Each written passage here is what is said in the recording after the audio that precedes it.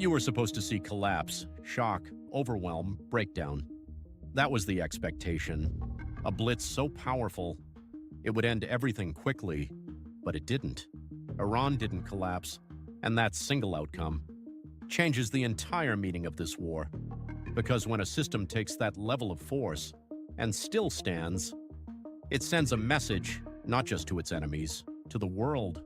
Because survival is not neutral, it's power. You saw the strikes, relentless, coordinated, targeting leadership, infrastructure, military systems.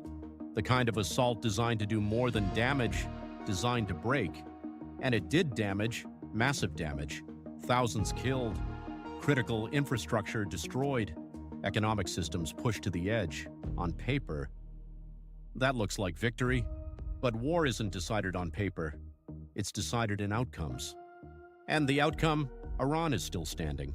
Its government still functioning. Its military still responding. Its influence still active. Even after everything, it didn't collapse. That's where everything changes. Because the entire strategy was built on a different ending. Fast pressure, rapid breakdown, forced submission. But instead, the system absorbed it. And when a system absorbs that kind of pressure, it forces a new reality. Because now the question shifts from how strong is the attack to how strong is the system being attacked? And Iran just answered that. Not perfectly, not cleanly, but clearly enough. Strong enough to endure. And endurance is a different kind of power. Because modern war isn't just about who hits harder, it's about who lasts longer. And that's where miscalculations begin to surface. Because if you expect collapse, you design everything around speed, short timelines, high intensity, decisive outcomes. But if collapse doesn't come, everything slows down, costs increase, control weakens, and momentum starts to fade. That's exactly what's happening now. The war didn't end. It stretched, it expanded, it became harder to define. Because once a blitz fails to break the system, you don't have a clean next step. You have uncertainty, and uncertainty is where power shifts quietly, strategically. Because now Iran isn't just defending, it's adapting, adjusting its strategy, leaning into what it does best. Asymmetric pressure, endurance, time. Because time is now on its side. Every day the conflict continues. Costs rise globally, not just for the countries involved, but for the entire system. Energy markets disrupted, oil flows threatened, supply chains shaken, global economies feeling the pressure. That's the ripple effect. Because this war doesn't stay contained, it spreads through systems, financial systems, energy systems, political systems, and when those systems move, power redistributes. That's the part most people miss. Because while the focus is on destruction, the real shift is happening underneath. Who is gaining leverage? Who is losing control? Who is adapting fastest? Because survival alone isn't the end game. It's the beginning of a new phase, a more dangerous phase. Because now, this is no longer a war of shock. It's a war of endurance. And endurance changes everything. It changes strategy, it changes expectations, it changes who has the advantage. Because in a war of endurance, you don't need to win quickly. You just need to not lose. And Iran has proven it can do that, which means the burden shifts.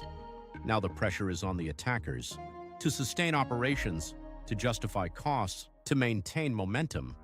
And that's harder than it sounds, because sustaining pressure is more expensive than creating it, financially, politically, psychologically, over time. Fatigue sets in, doubt grows, allies question, strategies shift, and that's where initial advantage starts to erode, not instantly, but gradually, quietly, until the balance changes. That's why this moment matters.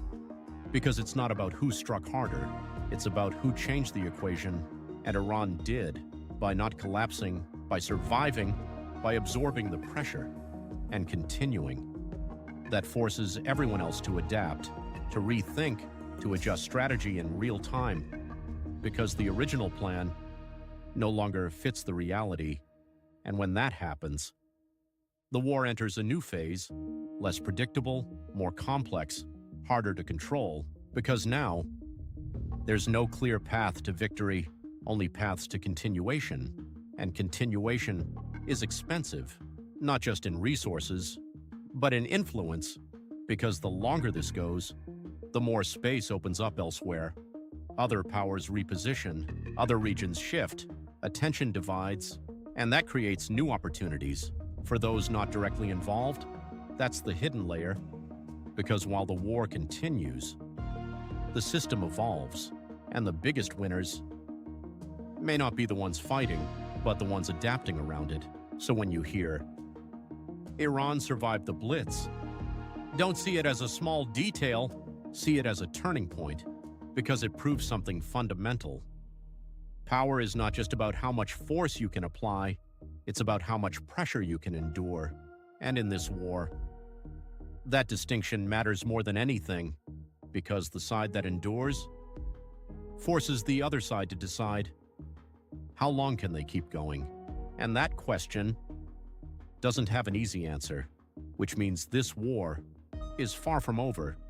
If this changed your perspective, subscribe, because the next video might change your life.